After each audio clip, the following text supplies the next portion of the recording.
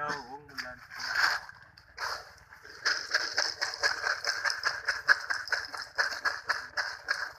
Còn nhớ đồng mà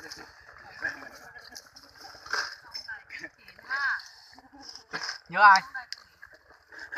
Đồng à? Đồng nhưng mà đừng nhiều đồng, mày đừng có hiểu lầm. Đừng dính à? Hình như nhớ cuối 60 lắm hay sao? Lúc nào cuối 60 mà 60 vậy? Nó không lùn. nghe quay xem ơi, thấy nó không lùn. Nghe em bị lắng tai. Đồng dính à?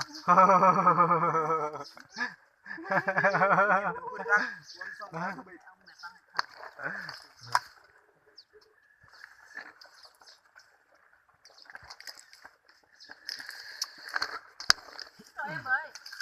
Em cho các em này, anh cho các anh. Đổ nhá.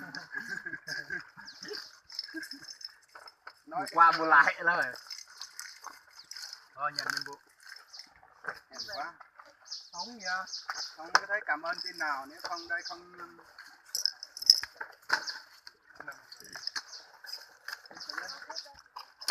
Đây không phải à? Không phải. Ôi thằng này phát điên à? Trời cứ đè hoài xe tao là sao bọn bay? Hai bà phân tăng làm gì?